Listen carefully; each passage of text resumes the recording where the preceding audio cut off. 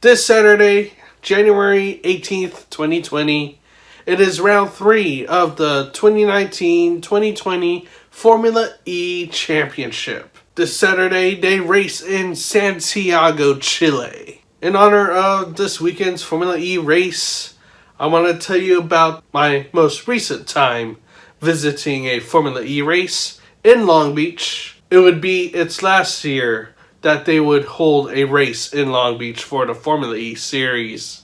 This was back on April 2nd, 2016 that I last visited the Formula E race in Long Beach.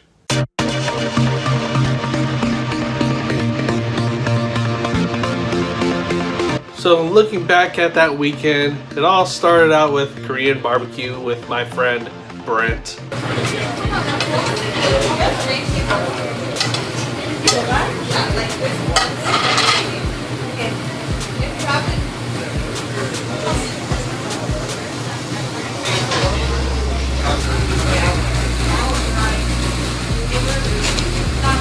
There, I would stay the night at my uncle's house because I invited my uncle John and my cousin Kimmy to join me for this Formula E race. On race day, Saturday, April 20, 2016, with Formula E, everything happens in one day with practice, with qualifying, and then of course the race.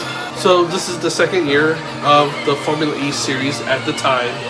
So teams have gotten used to these cars already. For the second year for Formula E in Long Beach, they still utilize the shortened Long Beach street circuit.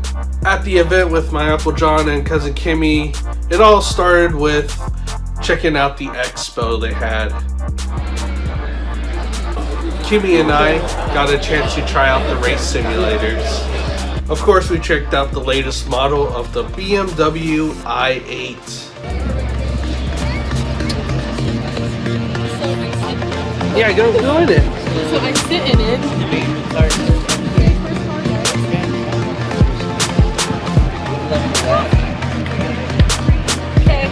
off to drive, guys. Snapchat it. Hey.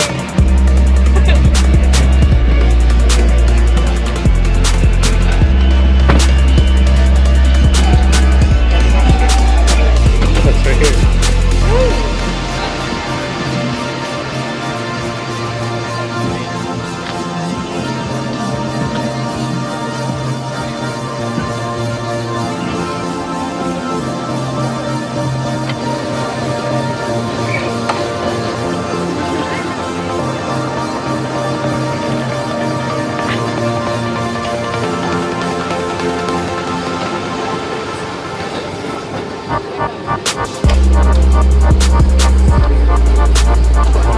The electric bicycles I told you about in the last vlog when I talked about Formula E, I got to try it this time around and Kimmy tried it out too. It was really unique with these bikes that you could pedal and use the electric motor if you wanted to.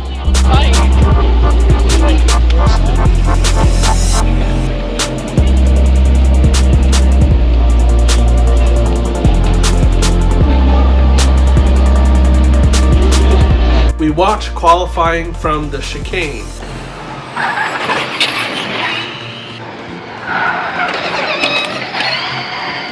Once again, it's the uniqueness of this shortened street circuit that you don't really get to see it like this. So the chicane of the Long Beach street circuit was very unique to me, and I wanted to check out the cars as they go by that chicane. In the qualifying session, Antonio Felix da Casa would get pole position, but after a technical infringement, after the inspection of their car, they were sent to start the race in the back. With all the shuffling and penalties of other drivers, it would be Sam Bird who would start on pole position for the race.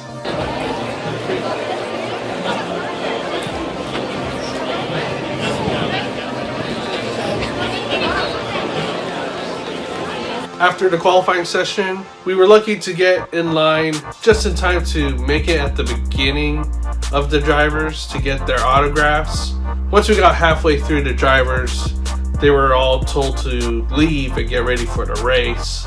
So I got as much autographs as I could, and I believe some of them actually signed their hero cards and just left it out there for people to get. The last Formula E race in Long Beach was free, but in 2016 you had to pay admission to get in. But the seats were not reserved seating, it was open seating. The good passing zone is going to be in turn 5. The BMW i8 is the bonbon. That's going to be the pace car for today's race. I'll take that in right now, but we'll give them official here in a little bit. But yeah, we'd like to welcome the Alpha Company, including the recruiting 6,000 California Army National Guard will be on telegram. They are making their way to the podium right now. And then my friend Brent was able to make it in time for the race. What I really wanted to check out was the start of the race, and Brent and I were able to check that out. By the way, this event of the 2016 Long Beach E-Prix was sponsored by the company Faraday Future. What's that?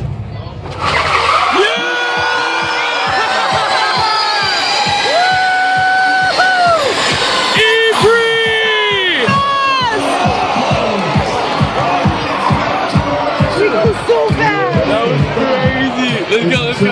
Doing the next few laps right now as we get started. Here they come, here they come.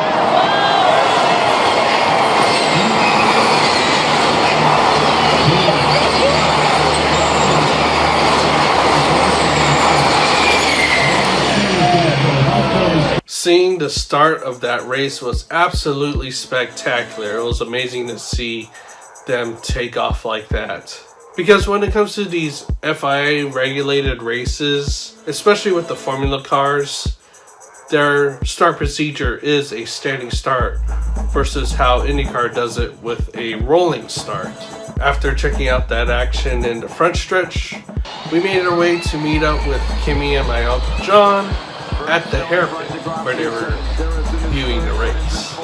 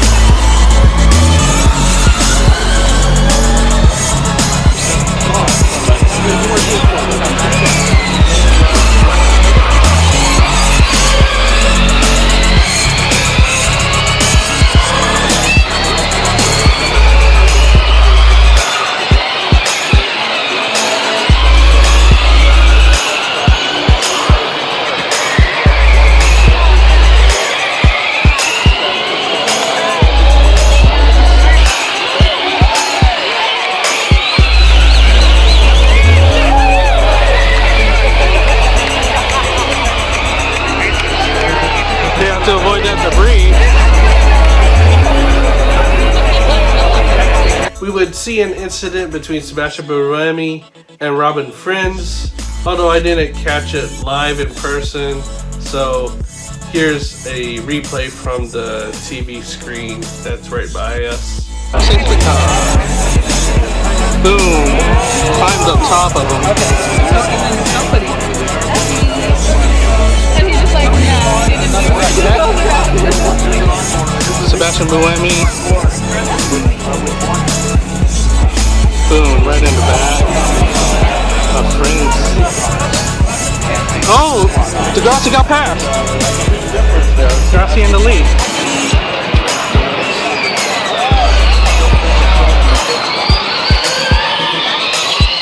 During the race, Lucas Degrassi would manage to get past Sandberg.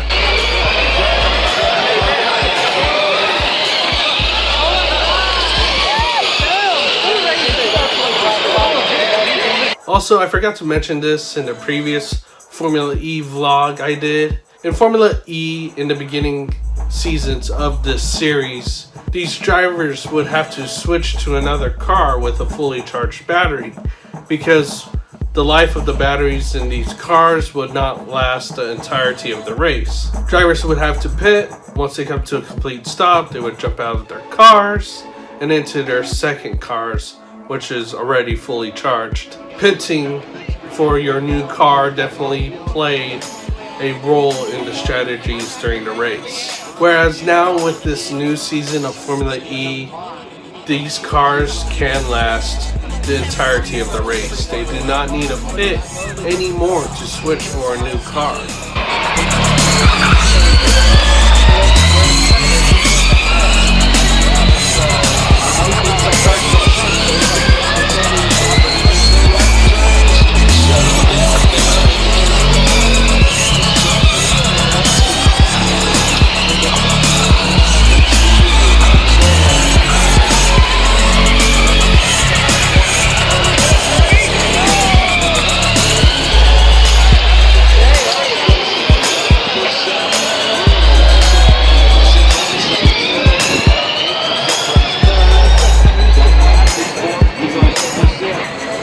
The TV feed next to us blacked out.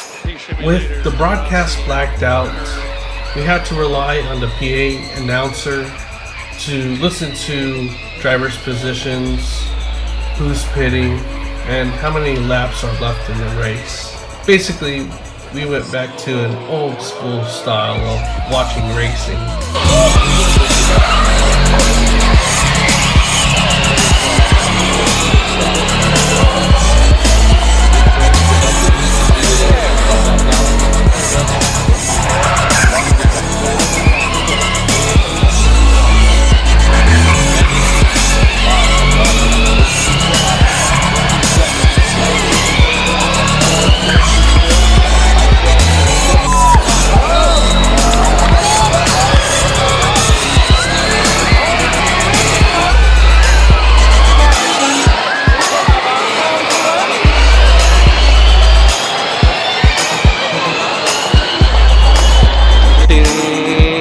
Degrassi still leads, starts on Daniel F.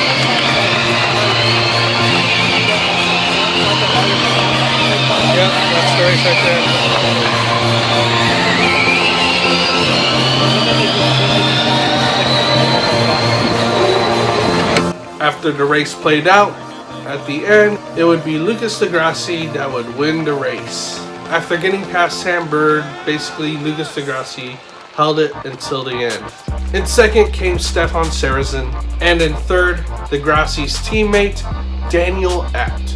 After the race ended, we made our way to the podium ceremony.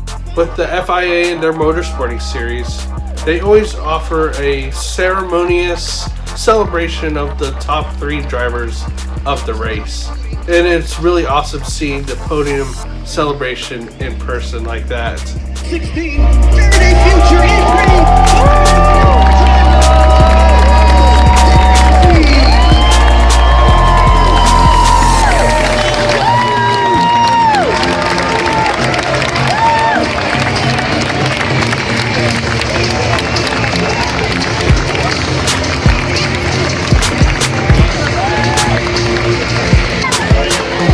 We're now going to play the national anthem of the winning driver, Brazil.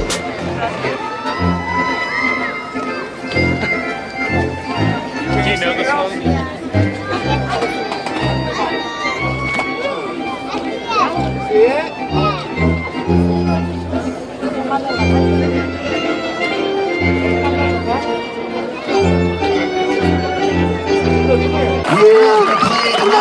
of the winning team from Germany.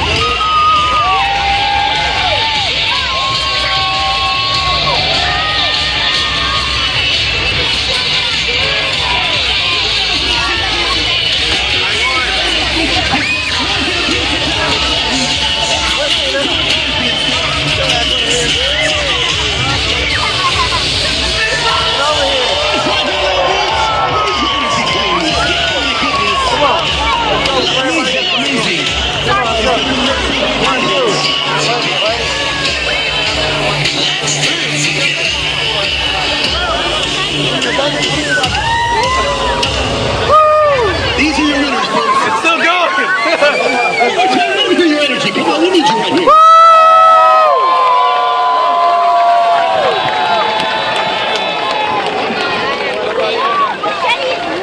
Congratulations, guys. As we were leaving the event, I got to check out the Faraday Future FF01 prototype.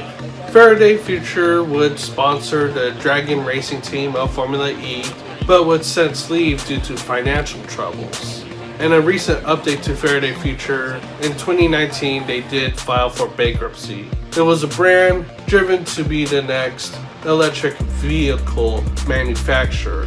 It was awesome seeing Formula E that day, and later down the road it would be announced that that would be the last event for Formula E in Long Beach, which is unfortunate. But it wouldn't be the end of Formula E in the US. After being held in Long Beach, Formula E holds their races in the USA in New York City, and that's where they've been holding the Formula E races so far. One of these days, if it's still in New York City, I definitely want to check out a Formula E race there. To complete my weekend, we did a lot more of these electric vehicle or green technology type stuff, like me trying the hoverboard for the first time.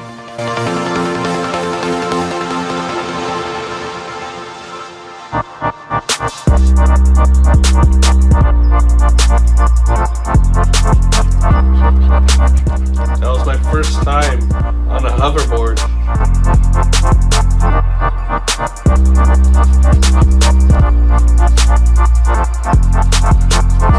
We would also go to MB2 Raceway, an electric indoor karting facility.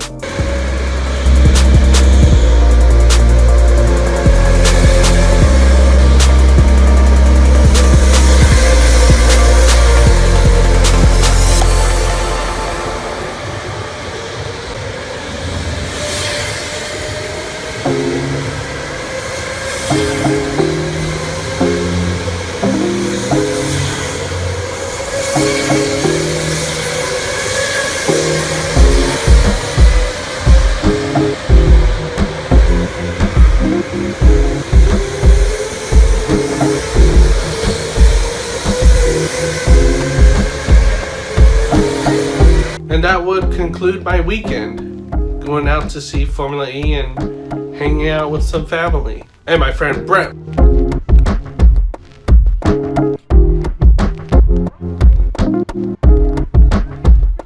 This weekend on January 18th, be sure to check out round 3 of the 2019-2020 Formula E season in Santiago, Chile for the Santiago E-Prix. After round 2 in Doria, Alexander Sims leads the championship over Stoffel van Dorn. Here's the info for the Santiago E-Prix. Check your local listings or Formula E's website to see where Formula E is broadcast near you. And that's the end of this chronicle. Make sure to subscribe to the Spellgo YouTube channel if you haven't. Like this video, and thank you for watching.